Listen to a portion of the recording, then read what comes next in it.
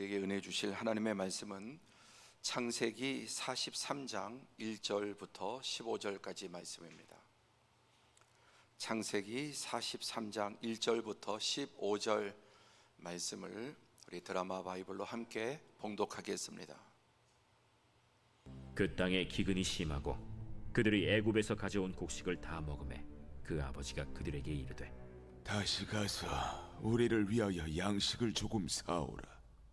유다가 아버지에게 말하여 이르되 그 사람이 우리에게 엄히 경고하여 이르되 너희 아우가 너희와 함께 오지 아니하면 너희가 내 얼굴을 보지 못하리라 하였으니 아버지께서 우리 아우를 우리와 함께 보내시면 우리가 내려가서 아버지를 위하여 양식을 사려니와 아버지께서 만일 그를 보내지 아니하시면 우리는 내려가지 아니하리니 그 사람이 우리에게 말하기를 너희의 아우가 너희와 함께 오지 아니하면 너희가 내 얼굴을 보지 못하리라 하였음이니이다. 너희가 어찌하여 너희에게 또 다른 아우가 있다고 그 사람에게 말하여 나를 괴롭게 하였느냐? 그 사람이 우리와 우리의 친족에 대하여 자세히 질문하여 이르기를 너희 아버지가 아직 살아계시느냐 너희에게 아우가 있느냐 하기로 그 묻는 말에 따라 그에게 대답한 것이니 그가 너희의 아우를 데리고 내려오라 할 줄을 우리가 어찌 알았으리이까? 유다가 그의 아버지 이스라엘에게 이르되 저 아이를 나와 함께 보내시면 우리가 곧 가리니 그러면 우리와 아버지와 우리 어린 아이들이 다 살고 죽지 아니하리이다. 내가 그를 위하여 담보가 되오리니 아버지께서 내 손에서 그를 찾으소서. 내가 만일 그를 아버지께 데려다가 아버지 앞에 두지 아니하면 내가 영원히 죄를 지리이다. 우리가 지체하지 아니하였더라면 벌써 2번 갔다 왔으리이다. 그러할진대 이렇게 하라. 너희는 이 땅의 아름다운 소산을 그릇에 담아가지고 내려가서 그 사람에게 예물로 드릴지니 곧 유향 조금과 꿀 조금과 향품과 모략과 유향나무 열매와 감복숭아이니라. 너희 손에 갑절의 돈을 가지고 너희 자루 아귀에 도로 넣어져 있던 그 돈을 다시 가지고 가라. 혹 잘못이 있었을까 두렵도다. 내 아우도 데리고 떠나 다시 그 사람에게로 가라. 전능하신 하나님께서 그 사람 앞에서 너희에게 은혜를 베푸사 그 사람으로 너희 다른 형제와 베냐민을 돌려보내게 하시기를 원하노라. 내가 자식을 잃게 되면 이르리로다. 그 형제들이 예물을 마련하고 갑절의 돈을 자기들의 손에 가지고 베냐민을 데리고 애굽에 내려가서 요셉 앞에 서니라. 아멘. 오늘도 우리를 위해서 또 우리를 복 주시고 은혜 주시기 위해서 불러주신 이 주일에 하나님의 은혜와 평강이 사랑하는 모든 성도들, 예배하는 모든 분들, 현장에 예배당에 나와서 예배하는 분들, 또 각 가정에서 예배하시는 분들, 해외 출장 중에 또 파견 중에도 예배하는 성도들, 또 함께하는 선교사님들 한 분 한 분 하나님께서 은혜해 주시기를 축복합니다. 오늘 말씀의 제목은 야곱 드디어 해방되다라는 뜻인데요, 기억력이 좋으신 분들은 몇 달 전에 삭개오 드디어 해방되다 이런 제목으로 설교를 들은 기억이 비슷하구나 생각하실 수 있습니다. 상반기에 한번 삭개오 드디어 해방되다 결박과 올무에서, 그런데 오늘은 야곱이라고 하는 인물이 드디어 해방되는 그 은혜를, 해방을 주신 은혜를 나누고자 합니다. 오늘 예배하는 모든 성도들, 또 이 말씀을 듣는 모든 분들에게 여러분 개인의 이름을 넣어서 최은성 드디어 해방되다, 여러분들의 각자의 결박들이 해방되는 은혜가 있기를 축복합니다.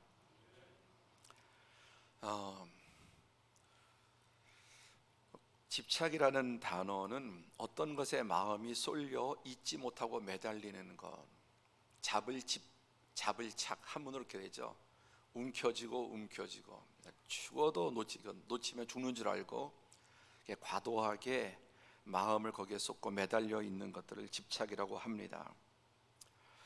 미혼 남녀가 생각하는 최악의 집착을 이렇게 설문조사를 해봤습니다. 연구조사가 남자들은 사위가 자꾸만 지나친 연락을 하는 거죠. 네, 여자친구가 뭐해 계속해서 문자 보내고 밤이고 낮이고.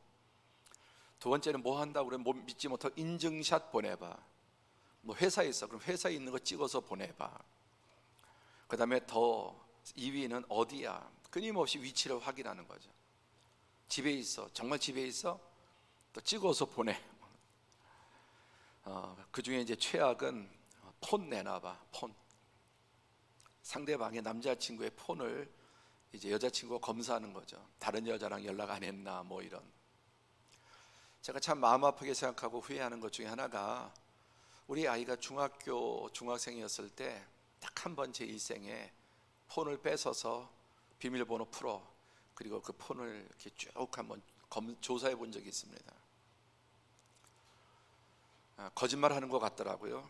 그래서 폰 내놔, 폰 풀어, 안 하려고 그러죠. 매를 들고 강제로 폰 비밀번호 풀어서 그걸 이렇게 검색을 해봤습니다. 근데 거짓말이 아니더라고요. 거짓말이든 아니든 왜 그런 정말 무식한 짓을 했을까? 참 이렇게 제 마음에 후회되는 일. 그런데 요즘 뭐 젊은이들이 이렇게 이성 간에 이런 남자 여자들이 많습니다. 자, 이제 여자는 남자친구의 최악의 집착이 어디야 계속 묻고요. 또 폰 내놔봐. 그리고 이게 폰 검사하고, 이 부부 사이에서도 부모 자식 간에도 해서는 안 될 일이죠. 그런데 아직 결혼도 안 했는데 그렇게 하고, 또 인증샷 보내.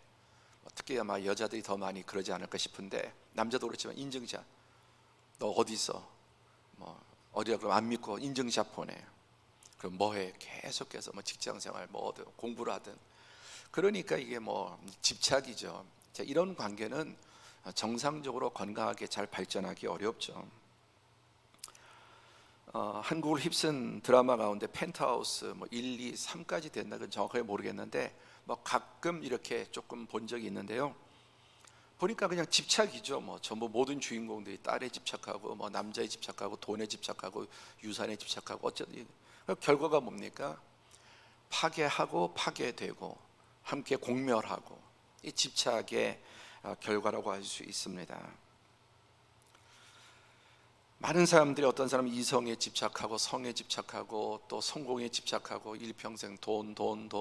예. 아유, 요즘 아이들 정말 심각합니다. 이 돈에 대한 집착이 어릴 때부터, 권력에 집착하고, 지금도 대통령 선거가 앞두고 권력에 집착하다 보니 미친 것 같은 사람들이 그런 행태들을 우리가 보고 있습니다. 집착은 자기가 얻으려고 하지만 사실은 거기에 매여 있고 종로로 타는 것입니다. 성경 인물 가운데 야곱, 우리는 성경 인물들을 참 좋게 평가를 하죠, 결과적으로. 그런데 결코 본받거나 좋고 위대한 인물들이 아니라 형편없는 인간들이에요. 형편없는 인간들. 그런데 하나님께서 그들을 만드신 것입니다. 일평생 하나님은 우리에게 집착하시는 거예요. 함께하자. 하나님은 나에게 집착하신다. 나 같은 것에게, 어떨 때는 정말 벌레만도 못한, 짐승만도 못한 우리 내면에 보면, 근데 하나님이 나를 집착하세요. 하나님 나에게 집착하는 것이 독생자 예수님을 보내주신 것입니다.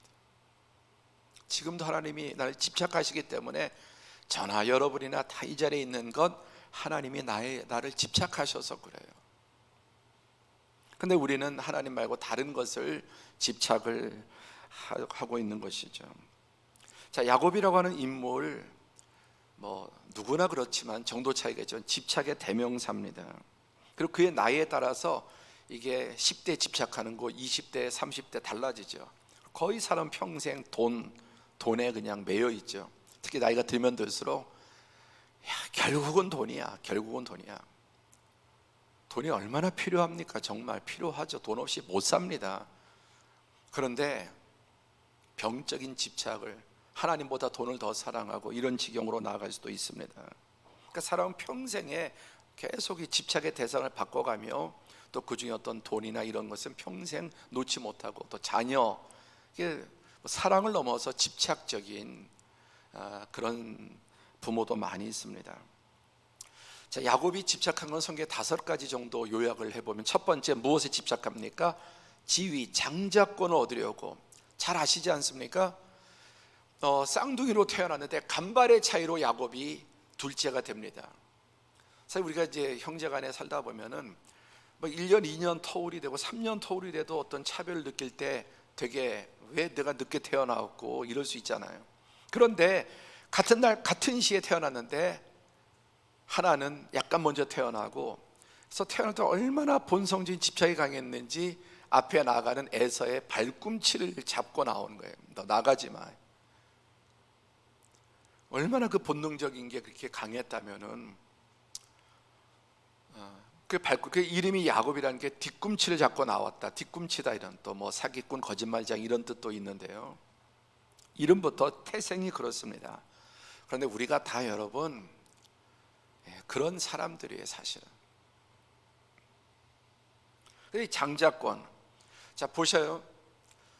자, 하나님은 이미 두 아이가 에서와 야곱이 태어나기 전에 그 어머니인 리브가에게 지금 너의 뱃속에 두 국민이, 두 민족이 네 태중에 있고, 그런데 큰 자가 어린 자를 섬길 거다. 이게 하나님의 절대 주권이에요. 아직 태어나지도 않았고 어떤 선도 악도 행하지 않았어요. 어떤 선도 악도 행하지, 왜? 태어나지도 않았으니까. 그런데 이미 하나님은 만세 전에 예정을 하고 계셔서, 리브가야, 하도 뱃속에서 이렇게 막 서로 이제 막 유난히 그런 거니까 리브가 걱정돼요. 야, 도대체 이게 지금 뱃속에서 애들이 이러면 태어나서 어떨까 너무 염려돼서 하나님께 기도했더니 하나님께서 말씀하시기를 두 국민이 내 태중에 있고, 그리고 장자보다 둘째가 더 크게 될 거다, 그리고 큰 자가 작은 자를 섬기리라는 예언을 주세요. 여기서 중요한 것은 태어나기도 전이었고 둘이 아무것도 선도 악도 행하기 전이에요.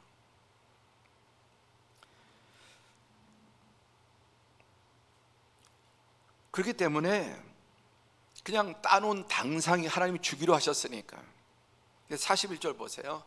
근데 야곱은 이것을 알고 있으면서도 하나님의 시간과 방법이 아니라 자기의 시간과 자기의 방법과 자기의 수단으로 이제 이 장자권을 뺐습니다. 탈취합니다.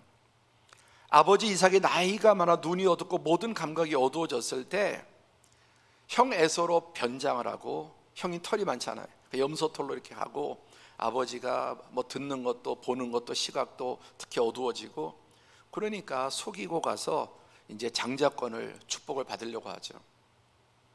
그러니까 좀 이상하죠. 목소리는 이거 야곱의 목소리인데 늙어도. 그래서 이 목소리는 야곱의 목소리인데 이게 털이 많은 걸 보니까 에서구나.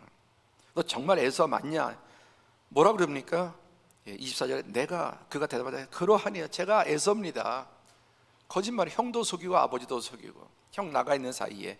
그러니까 늙은 이삭이 분별하지 못하고 장자권의 축복을 준 겁니다. 얻었습니다, 장자권을. 결과가 무엇입니까? 뒤늦게 이제 이것을 알아차린 에서가 야곱을 미워해 심중에 이르기를 아버지를 곡할 때가 가까웠은즉 내가 내 아우 야곱을 죽이리라. 그동안도 끊임없이 야곱은 장자권을 노렸죠. 알았습니다. 근데 결국 빼앗겼습니다. 그러니까 형 에서가 이 동생의 증오심을 가지고 아버지 곡하는 날, 아버지 장사하는 날이 너의 장사한 날이다, 죽이기로 결심을 했습니다. 형과 완전히 원수가 돼버린 것이죠. 한번 같이 읽어보겠습니다. 시작. 하나님께서 이미 은혜로 주신 것을 자신의 수단과 방법과 힘으로 이루려 함. 자, 야곱만 그렇게 했습니까? 이미 하나님은 만세 전에 하나님의 전능한 절대적인 주권과 지혜로 우리를 예수님 안에서 이미 택하셨고 우리를 향한 계획을 가지고 계십니다. 그런데 하나님께서 이미 은혜로 주신 것을 자신의 수단과 방법과 힘으로, 또 자신의 때에 내 힘으로 그것을 얻으려고 하는 거예요. 그러니까 속임수와 반칙을 사용하는 것이죠. 그렇게 안 해도 하나님은 분명히 정상적인 방법으로 주시는 분이에요. 하나님은 의롭고 진실하고 거룩한 분이어서 이런 술수와 방법을 가지고 하는 분이 아니라 하나님께서 이미 은혜로 주신 것이 있습니다. 함께 하죠. 하나님은 이미 나에게 은혜로 예비하신 것이 있다. 시작. 없다면 내가 하나님의 자녀 아니에요. 여러분, 자녀가 둘이면 셋이면 다 부모들이 유산이 있다면 다 생각하죠. 하나님은 이미 우리에게 은혜로 주신 것을 예정하고 계셔요. 그런데 그걸 믿지 못하고 하나님을 배제하고 밀어내고 하나님의 뜻을 등지고 자신의 수단 방법 힘으로 우리도 그렇게 사는 경우가 많습니다. 결과가 어떻게 돼요? 형하고 이제 철천지 원수가 되고 형에게 죽임을 당할 상황이 되죠. 그래서 이제 어떻게 합니까? 도망을 가게 되죠. 도망을 가서. 자, 두 번째는 이제 여자에게 집착합니다. 뭐 20대인지 30대인지 정확히 모르지만 또 우리 아이들도 보면은 어릴 때 엄마 품에 집착하고 또 장난감에 집착하고 이제 10대 청소년 넘어가면서 여자의 이제 이성에 집착을 하죠. 라헬에 이제 집착하게 되죠. 그래서 이억만리, 지금으로 치면 이억만리 같은 그 외삼촌 라반의 집으로 도망을 갑니다. 근데 거기 가니까 외삼촌 라반에게 두 딸이 있는데 언니는 레아하고 아운 라헬입니다. 보니까 언니는 좀 못났고 라헬은 곱고 아리따워요. 그래서 이 예쁜 여동생에 반해서 이제 야곱이 라헬을 사랑하고 7년 동안, 그 당시에는 이제 장가 가려면은 돈을 많이 이제 주고 그 아내 쪽에 주고 이렇게 장가를 가야 돼. 돈이 없으니까 자기 외삼촌인데 7년 동안 라반에게 종살이를 합니다. 자, 이렇게 안 했으면은 라헬을 못 얻었을까요? 아까 그렇게 안 했으면은 장자권을 못 얻었을까요? 아니란 말이에요. 그러니까 하나님께 묻지도 않고 그냥 자기 생각으로, 자기 방식으로 내가 7년 동안 돈이 없으니까 대신 머슴 살 테니까 외삼촌 라헬을 달라. 그래서 목적을 이룹니다. 근데 결과가 뭐냐? 그 7년 동안 일하고 이제 결혼해서 첫날 밤, 얼마나 그 당시에 깜깜하고 어둡겠습니까? 그 뭐 불을 끄고, 그리고 결혼 첫날 밤 자고 아침에 일어났더니 세상에 라헬인 줄 알았던데 언니 레아를 장인이 보낸 거죠. 외삼촌이 사기를 친 거죠. 얼마나 기가 막혔겠습니까? 여러분 같으면 만약에 이 상황이 됐다면 그렇게 오매불망사에 7년을 하루까지 머슴 종살이 하면서 신혼밤을 얼굴을 확인 못하고 가리잖아요. 중도에선 베일을. 아침에 일어나 봤더니 세상에 이 여자가 레아예요. 그 좌절감과 분노. 그런데 을이에요. 을갑이 아니라. 그러니까 다시 7년 동안, 또다시 7년 동안 그 종살이하고 결국 14년을 그렇게 일하고 라헬을 얻죠. 그런데 여러분, 그렇게 얻은 라헬이 오래 못 살고 죽습니다. 이 상황에 여러분은 어떠실 것 같아요? 그렇게 정말 추위, 더위, 맹수 모든, 근데 결혼해서 정말 이제는 됐나 보다 했는데 일찍 죽어요. 잡았다고 잡은 것이 아닙니다. 세 번째, 이제는 돈에 이제 중년쯤 되면 그렇죠. 중년쯤 되면 점점 더하잖아요. 돈, 재산에. 그래서 총 외삼촌 집에서 20년 동안 두 딸을 위해서 14년을, 그리고 또 외삼촌의 양떼를 위해서 6년을 봉사해요. 그리고 외삼촌은 그 다음에 이제 계약을 맺었지만은 무려 10번이나 계약 위반을 해요. 다른 사람도 아니고 자기 어머니의 오빠야, 라반이. 자기 조카에게 계속해서 사기를 치는 거예요. 사람이 무엇으로 심든지 그대로 거둬요. 자기 형 속에, 아버지 속에서 장자권을 받은 그 20년 동안 자기보다 한 수 더 훨씬 더 아주 탐욕하고 악이 가득한 이 라반에게 근로 계약을 10번이나 오게 해요. 계속 이용당하고 속건. 결과가 어떻게 됩니까? 그래 더 이상 안 되겠으니까 이제 야곱이 야반 도주를 하죠. 야반 도주를. 그러니 라반이 얼마나 욕심이 많고 근데 어쨌든 야곱의 재산이 그래도 하나님의 은혜로 늘었거든요. 그런데 야곱이 수단 때문이 아니라 여러분 참 놀라운 신비가 함께 따라져요. 그럼에도 불구하고 하나님이 그런 분이에요. 이렇게 하나님 등지고 뭔가 술수와 방법과 인간적인 투쟁을 하고 악다구리를 가지고 살았는데 그래도 재산을 이루었는데 그게 사실은 자기가 한 게 아니야. 그럼에도 불구하고 하나님의 약속 때문에 만약에 막아뒀으면 열렸을까요? 하나님이 막은 걸 누가 풀겠어요? 하나님이 막고 있는데 그럼에도 불구하고 하나님께서는 이러한 라반 가운데서 야곱에게 복을 주세요. 그게 바로 우리 하나님이세요. 어쨌든 이제 그거 챙겨갖고 야반 도주하는데 라반이 이 소식을 듣고 군사를 이끌고 야곱을 추격합니다. 그리고 잡혔습니다. 29절에 너를 해할 만한 능력이 내 손에 있으나 너희 아버지의 하나님이 어젯밤에 내게 말씀하시기를 너는 삼가 야곱에게 선악간에 말하지 말라. 이 라반은 죽여서라도 그 재산을 빼고 자기 딸들을 데려올 이런 탐욕스러운 사람인데 잡히기 전날 밤 하나님께서 라반의 꿈에 가셔서 야곱의 손대면 너는 박살난다, 나한테 죽는다, 야곱의 손대지 말고 그냥 보내라. 하나님이 개입하셨어요. 우리의 인생에 그렇게 살아도 은혜 주시고 뭔가 복 주시는 분이 하나님이시고 결정적인 위기의 때 개입하셔서 막아주시는 분, 우리가 몰라도 하나님이세요. 그래서 이제 고향으로 돌아오게 됩니다. 야곱이 이렇게 고백하죠. 만약에 하나님께서 자기 하나님이 아닌 우리 아버지 하나님, 아브라함의 하나님, 이삭이 경외하는 그분, 왜? 자기 이름으로 하나님 앞에 그동안 하여튼 정말 아까 악다구니를 물고 여자 얻으려고, 돈 얻으려고, 장자권 얻으려고 그렇게 살아 하나님 다 책주. 한 번도 야곱이 하나님께 예배드렸다, 하나님을 찾았다는 말이 없어요.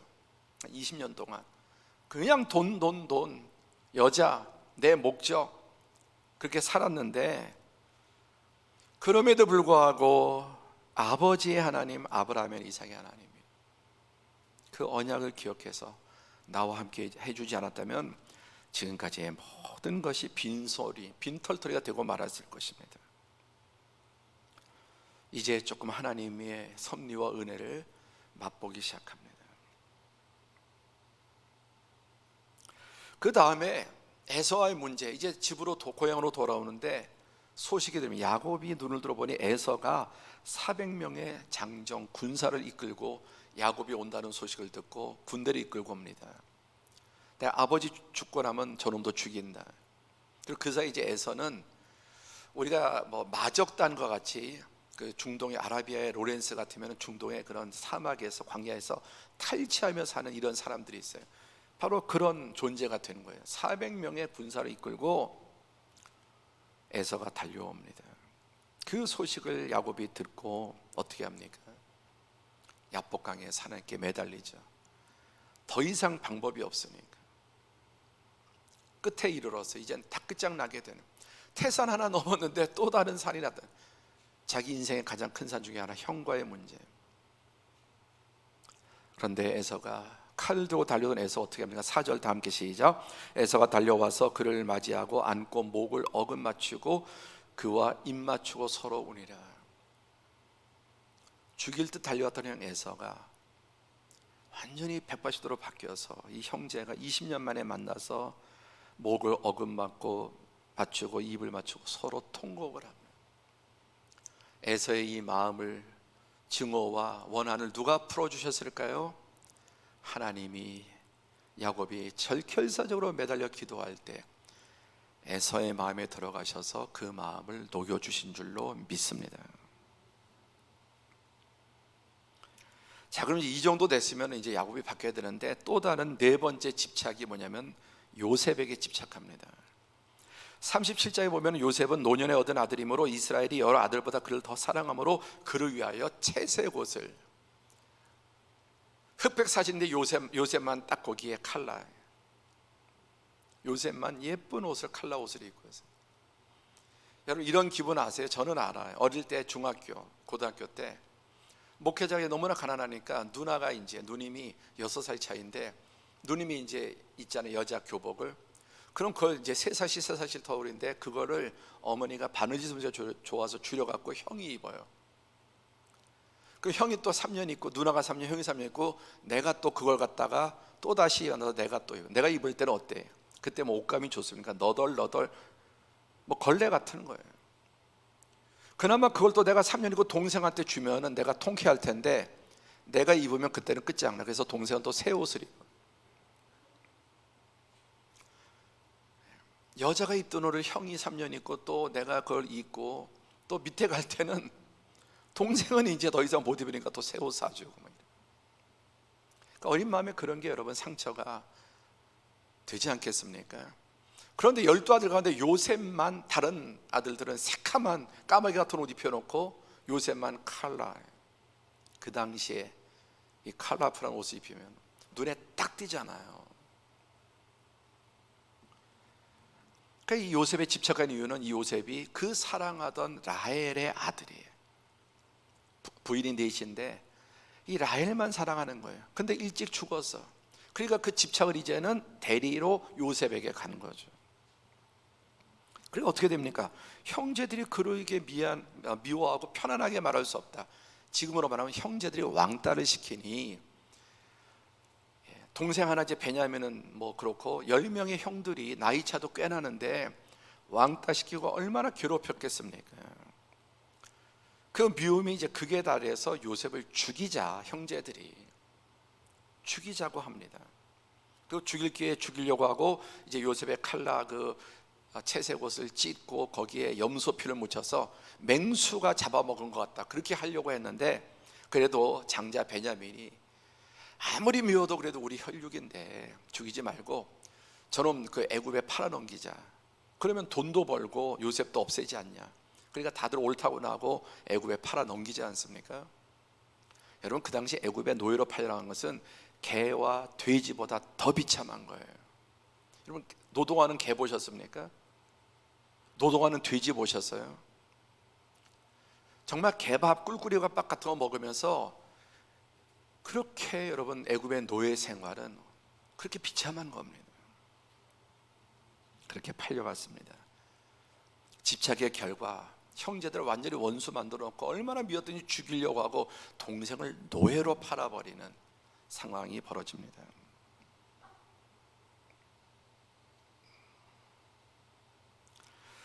자, 이 상황 속에 야곱이 어떻습니까?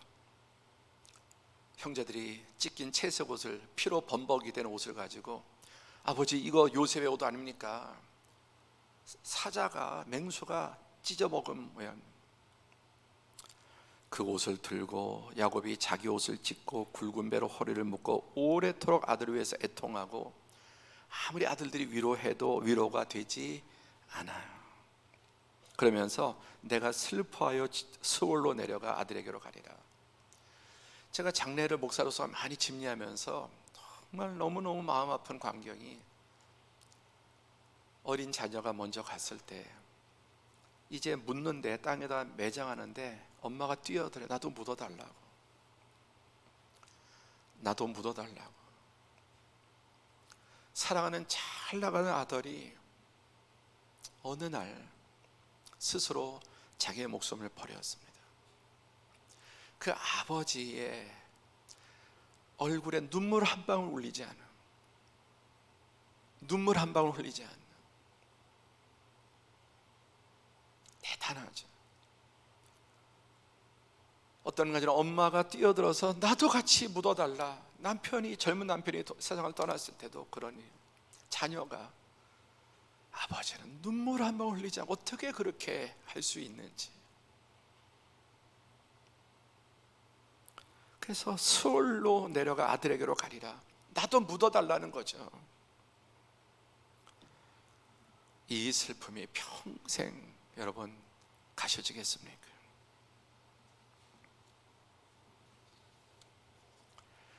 그 다음에 여기에서 끝나지. 아직도 정신을 못 차려. 그 다음에 이제는 또 누구냐면 5번째 집착은 베냐민이에요. 아까 요셉은 누구의 대타? 라헬의 대타. 라헬이 죽으니까 요셉. 요셉이 죽으니까 라헬이 둘을 낳거든요.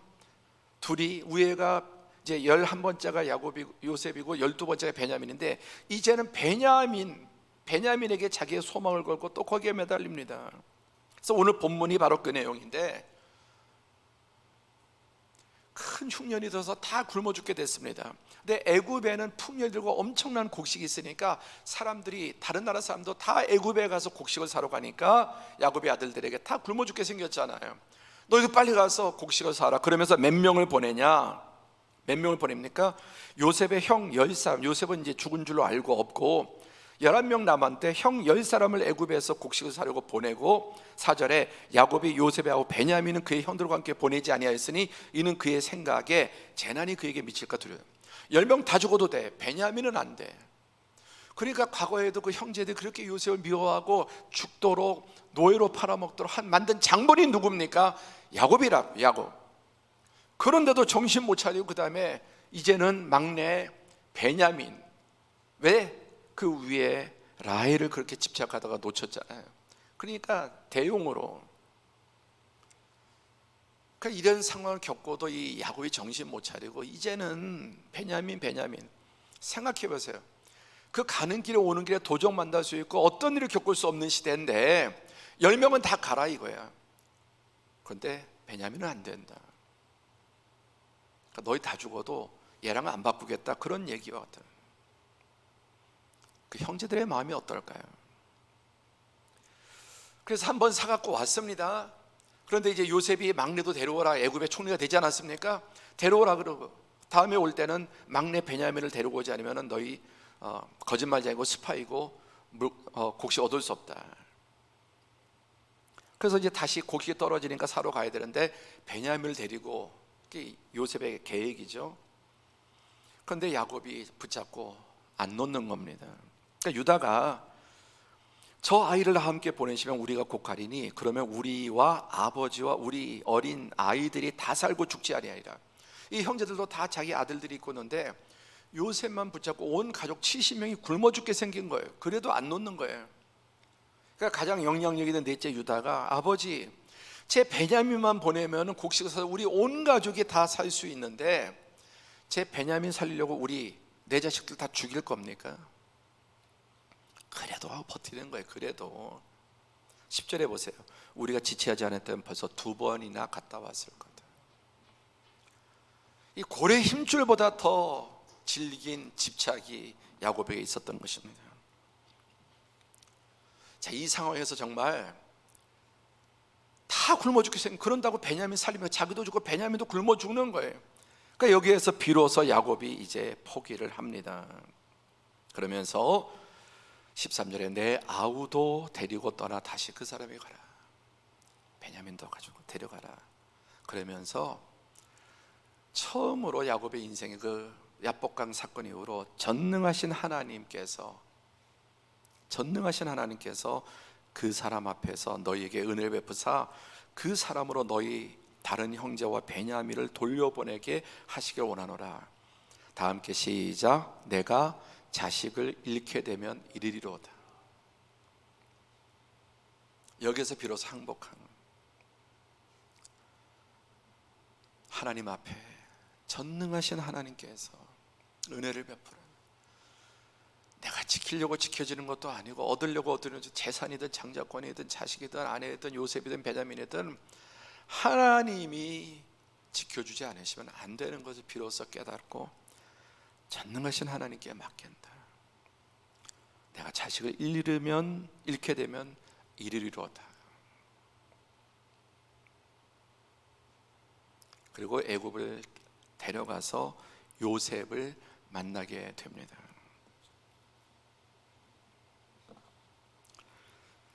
인간의 생사화복이 자기 뜻대로 자기 노력과 능력에 되는 게 아니다. 필요하죠. 해야 되지만 이미 하나님이 예비하시고 약속하신 것을 하나님의 방식과 때가 아니라 내 방식, 내 수단으로 얻으려고 하는 자, 결과는 옷을 찢고 평생을 슬픔으로 탄식으로 보내야 되는 그런 자업자득이죠. 그런데 비로소 이제 이 베냐민 하나 붙잡으려다가 70명 다 죽이고 베냐민도 굶어 죽게 생기니까 하나님이 거기까지 코너까지 몰고 가시는 거예요. 코너까지 자초한 거예요. 그런데 포기의 결과가 무엇입니까? 오늘 말씀의 제목 시작. 야곱 드디어 해방되다. 할렐루야. 여러분, 우리도 다 인생에 크게 별다르지 않은 것 같아요. 저마다 이런 집착 저런 집착, 나도 모르게 뭘 집착한지도 모르고 살아가지만 잠잠히 돌아보면은 이게 야곱의 이야기가 내 이야기예요. 오늘 드디어 야곱은 해방되었는데, 오늘 말씀을 듣는 예배 드리는 성도들 가운데 야곱처럼 드디어 해방되는 은혜가 있기를 축복합니다. 자, 그래서 이제 결국 만나게 되고 요셉이 살아있는 것을 또 애굽의 총리가 있을 수 없는 일이죠. 자, 그렇게 놓쳐서도 애굽의 총리 누가 만드셨습니까? 노예로 팔려간 감옥에 들어간 이 요셉을 누가 총리로 만드십니까? 하나님이 보호하사 하나님이 지켜주시고 하나님이 살려주셔서, 저 어릴 때부터 애국가를 부를 때 하느님이 보호하사, 그때마다 저는 언제나 하나님이 보호하사, 애국가의 그 하느님은 뭐 다른 하나님일지 몰라도 나는 하나님이 보호하사. 여러분, 내가 그렇게 집착하고 자식에게 공부시키고 어떻게든 뭐 생명을 건다고 해서 그 자식이 잘 되는 거 아니에요. 하나님이 은혜 주셔요. 형제들이 죽이려고 애굽에 노예 팔려고 감옥에 갇혀가고 아무것도 배운 것도 없어도 하나님이 은혜를 주시니까 애굽의 총리가 되고 이제 내려가게 되죠. 그래서 모든 소유를 이끌고 내려가는데 이삭이 하나님께 희생 제사, 이것도 20년 만인지 30년 만인지 그동안 모든 자기 방법에 살렸던 그가 하나님께 맡기고, 하나님 오랜만에 예배가 회복돼요. 예배가, 신앙이 회복되는, 어디에서? 극한의 상황에서. 2절 보세요. 다 함께 시작. 그 밤에 하나님이 이상 중에 이스라엘에게 나타나 이르시되 야곱아 야곱아 하는지라. 야곱이 이르되 내가 여기 있나이다 하매, 하나님이 이르시되 나는 하나님이라 내 아버지의 하나님이니 애굽으로 내려가기를 두려워하지 말라. 내가 거기서 너로 큰 민족을 이루게 하리라.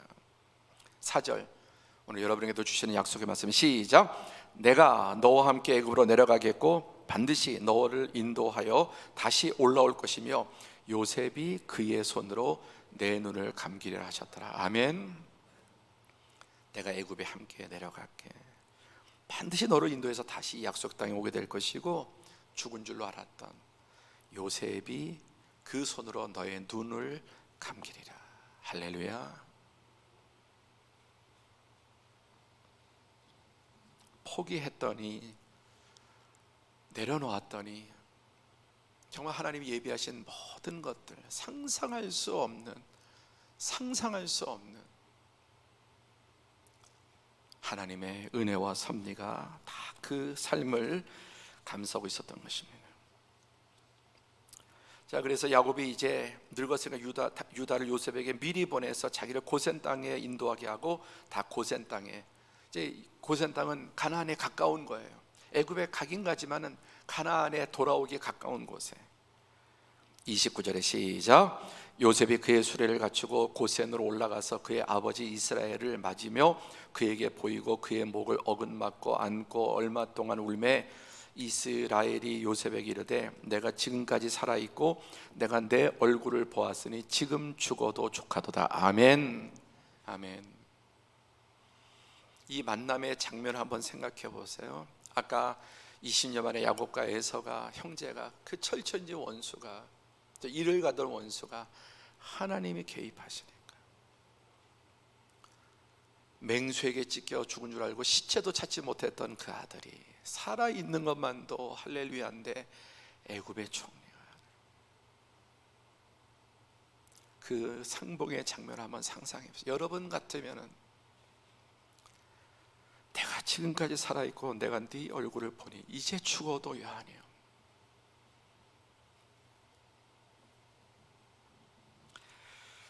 야곱은 집착하는 것마다 다 잃게 됩니다. 그러나 그럼에도 불구하고 하나님께서는, 우리 하나님은 이런 분이셔요. 나에게도 그런 분이죠. 오래 참고 기다리고 그 사이에 개입하시고 극한 상황을 막아주시고, 결국 그렇게 잊고 살아도 딴 길로 가도 몰고 몰아서 항복하게 하시고, 다 내려놓았더니 이런 놀라운 반전. 자기가 붙잡았던 것은 다 이렇지만은 다 내려놓고 하나님이 열어주니까 다 되찾게 되는 것입니다.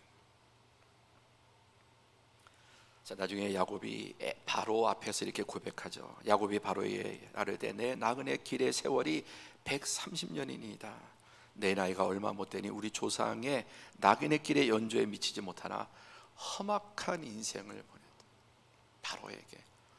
우리 아버지, 우리 할아버지는 175세도 살았고 그랬지만, 제가 우리 아버지보다는 더 살지 못했지만 나그네 인생, 그리고 자기 인생을 한마디로 험악한 세월을 보내요.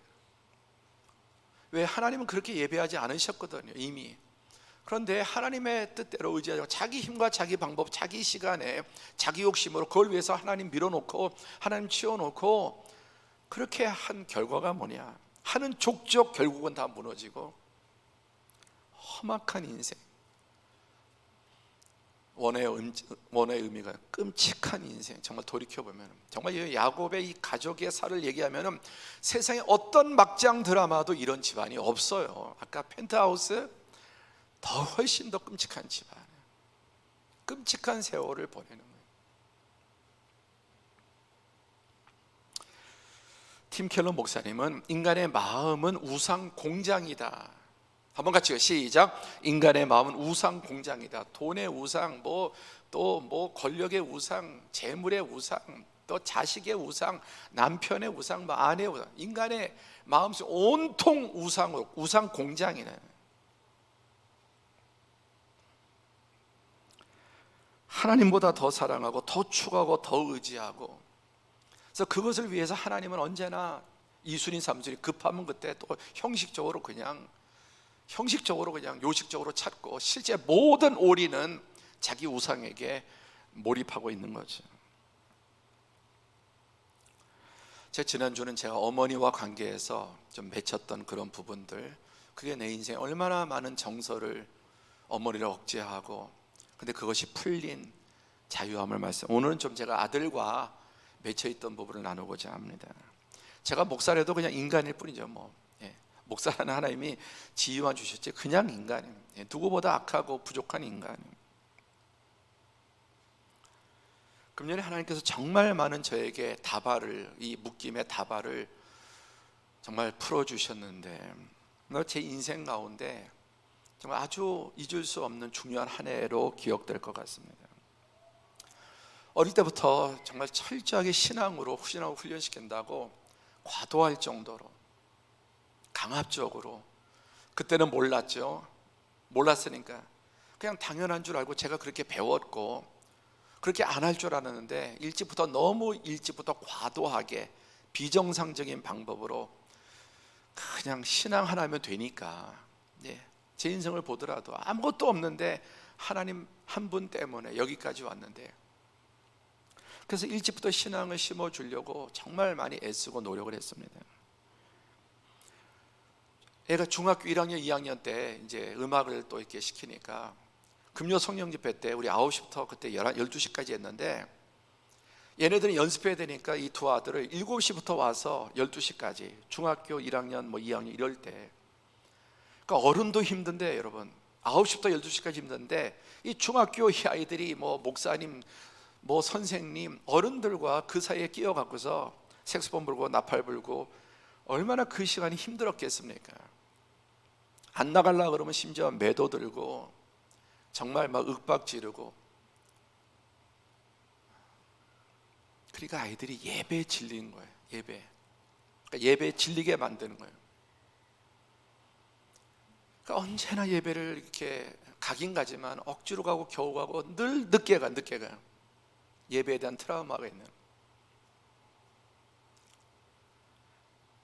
그런데 이제 작년 코로나부터 이제 가정 예배를 드리고 그러면서, 그 전에도 됐지만 그 전에도 가정 예배는 기승전, 잔소리, 압박, 그러니까 대화를 하기 시작하면서 제일 저에게는 목숨보다 중요한 게 얘들 속에 신앙이 있느냐는 거예요. 그게.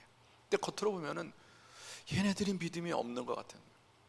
마음 열고 대화를 해보니까 아이들 마음에 믿음이 있는 거예요. 그래도 그 사이에 심겨진 씨앗이 있고 불씨가 있는 거예요. 그래서 1차적으로 제 마음이 탁 풀렸어요. 됐다. 그거 있으면 된다. 지금 겉으로 보이는 모습은 여전히 예배 늦고 목사들이 또 뭐 교회 봉사하고 외부 바깥으로 나돌고, 그렇지만 분명한 신앙의 씨앗이 있으니 됐다. 그게 제 마음이 탁 풀려요. 그런데 큰아이는 올해 30인데 하나님께서 미국의 좋은 학교에 입학하게 됐지만 제가 그 아이를 공부시킬 능력이 안 됐어요. 저도 아비로 자식에 대해서 우리가 다 그러는 것처럼, 그러니까 유학을 갔다가 1년 하고 그냥 돌아왔어요. 그러면서 꼬이기 시작하고 29에 대학에 들어간 거예요. 그리고 얘가 졸업하면 33이야. 그러니까 얘 인생이 이리저리 막 꼬여버리는 거예요. 뭐 그 군대 또 뭐 이런저런. 그러니까 늘 볼 때마다 요즘 음악하는 분들 알잖아요. 그 최고의 정말 우리나라에 뭐 1번, 2번, 3번 아니면은 정말 많이 어려운 겁니다. 그렇게 돈을 들이고 애를 써서 해도. 그러니까 얘가 하나님께 찬양하고 봉사하려고 그렇게 키웠는데 자기 생계 유지도 안 돼. 근데 무슨 봉사를 합니까? 자기 밥벌이도 못하고 30이 되도록 아빠를 의존하는데, 더구나 코로나 2년 동안. 그러니까 볼 때마다 근심이, 볼 때마다 근심이. 이제 신앙의 문제는 안심이 됐는데 지금 장가 가서 가정을 부양하는 건 고사하고 자기 밥벌이도 못하고 사는 거죠. 그러니까 매일 집에만 있고 한 달에 한 번 어디 그때 뭐 반짝 나팔 불고 색소판 불고 그걸로 끝이고. 그러니까 이 아비 마음에 하나님께 기도하고 의지하고 하면서도 한쪽에서는 볼 때마다 한숨이 나오고, 그러니 그 아들을 보고 대하는 제 마음이 어떻겠습니까? 아마 많은 분들이 느낄 거예요. 하나님이 때가 되니까 기적 같은 만남을 통해서, 우리 아들이 지금 부산에 가 있는데요, 꿈에도 생각하지 못하고 어떤 연관도 없었던 하나님의 때가 되니까 하나님 정말 대단한 하나님의 사람을 만나게 해요. 목사가 보아도 어떻게 저런 신을 가지고 있을까? 사회적으로도 성공하고 정말 믿음으로 제대로 정말 믿음으로 산다는 게 뭔지를 보여주는 대화를 해보니까 정말 멋있게 사는 거예요. 믿음으로 사는 게. 그래서 여러분 2학년 1학기 자퇴하고 부산에 내려보냈습니다. 자기도 가고 우리 온 가족이 회의해서 자퇴하고. 그래도 제 마음속에는 그래도 대학은 나와야지, 대학은 나와야지. 어디 결혼할 때 사돈댁에서 어디 학교 어디가 나면 고졸이고, 아니 좋은 학교를 다녔다가 경제력 때문에 못 간 거예요. 그 어찌하든지 대학은 그래도 보내려고 그랬는데 딱 포기하고 금년 상반기까지 마치고 자퇴하고 내려보냈습니다. 결과가 뭐냐? 물론 지금도 과정 속에 있지만 완전히 물 만난 고기가 되는 거예요. 물 만난 고기. 그리고 새장에서 풀려난 독수리. 나는 얘를 참새처럼 아비의 관점으로 집안에 참새처럼 나가보니까 한 달밖에 안 됐는데도 하나님께 사람을 만나게 하시고, 얘는 물 만난 고기고 내가 보는 관점과 그분은 전혀 달라요. 전혀 달라요. 그리고 첫 번째 월급 어저께 받아서 전체를 하나님께 드리는, 그리고 작은 교회 가서, 우리 교회도 필요한데 꼭 필요한데 작은 교회관이 얼마나 필요하겠어요. 개척교회 같은 곳에 가서 교회에서도 너무너무 환영받고 또 그 자기 그 사업체에서도 너무너무 사랑받고, 감사해도 첫 월급을 받은 것을 다 하나님께 드릴 줄 알고. 참 자식 내 마음대로 안 되잖아, 그렇죠? 자식 내 마음대로 안 돼요. 대통령의 자식이고 세계적인 목사님의 자식이라도, 부모가 그렇게 훌륭해도 자식 내 마음대로 안 돼. 우리 좀 시간 되었지만 찬양 하나 듣겠습니다. 여러분의 자녀를 생각하면서 누군가 하나 속삭이는 자녀가 있을 수 있어요. 다 잘 되는 자녀도 있지만 누군가 하나는 이런 이유 저런 이유로, 여기에 가사에 보면은 너의 삶의 참주인, 너의 참 부모이신 하나님께만. 그래서 제가 부산에 보내면서 기도하고 이제 완전히 부모 품을 떠나는데 하나님께 맡깁니다. 특히 지금 자녀 때문에 고통당하고 근심하고 자녀 때문에 막혀있는 분들 오늘 하나님께서 은혜 주시길 찬양 듣겠습니다.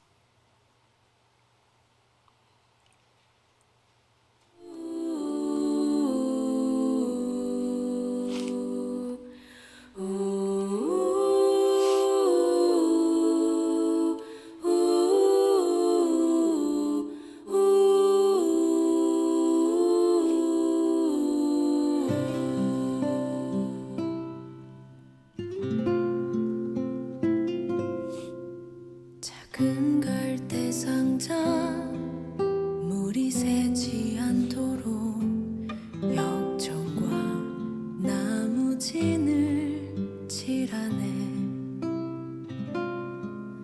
어떤 맘이었을까 그녀의 두 눈엔 눈물이 흐르고 흘러 동그란 눈으로 엄마를 보고 있는 아이와 입을 맞추고 상자를 덮고 가까이에 띄우며 간절히 기도했겠지. 정처 없이 강물에 흔들흔들 흘러내려가는 그 상자를 보며 눈을 감아도 보이는 아이와 눈을 맞추며 주저앉아 눈물을 흘렸겠지. 너의 삶의 참주인, 너의 참 부모이신 하나님 그 손에 너의 삶을 맡긴다. 너의 삶의 참주인, 너를 이끄시는 주 하나님 그 손에 너의 삶을 드린다. 감사합니다. 그렇습니다. 이 이야기는 모세 부모 아므람과 요게벳이 바로의 노예 세례를 하면 아들 낳으면 다 죽이려 하는 그 명령이 떨어지고 아들을 살려 온 가족을 몰살하는 그런 시대에 어찌하든지 그 아이 살려보려고 숨겨서 낳고 키우고 3개월을, 그러나 더 이상 어찌 해볼 수 없는 인간으로서는 극한 상황에 갈대 상자 만들고 역청을 칠하고 3개월 된 그 아이를 넣고 나일강에 띄워보내면서 너의 삶의 참주인, 너의 참부모이신 하나님께 맡겼다. 여러분이 그 상황이라면 여러분은 어떻게 했어요? 자기 자식을 나일강가에 띄우면 나일강의 악어들이 득실돼 바다로 떠내려가면 물고기 밥이 될 수밖에 없는, 인간은 한계가 있다는 거예요. 내가 그 상황에 있다면 결국 하나님을 찾을 수밖에 없는 거예요. 너의 삶의 진짜 주인, 너의 진짜 부모이신 하나님께. 근데 우리가 맡긴다고 하면서도 또 인간의 염려, 근심, 완전한 믿음은 없거든요. 맡긴다고 하면 그러나 계속해서, 여러분, 이 모세를 하나님께서 그 죽이라고 명령한 바로의 딸의 왕자가 되는, 그리고 위대한 이스라엘의 구원자로 만드신,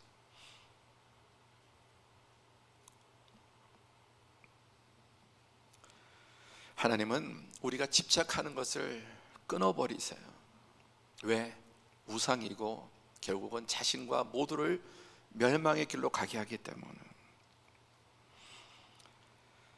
하나님께서 이미 선물로 주신 것을, 예비하고 있는 것을 하나님의 방법이 아니라 인간의 방법과 수단과 인간의 타이밍에 그것을 얻으려고 하는 그 죄, 거기에는 반드시 죄악이 들어가게 돼 있어요. 불법이 들어가고 반칙이 들어가게 돼 있어요. 하나님은 그렇게 일하시는 분이 아니세요.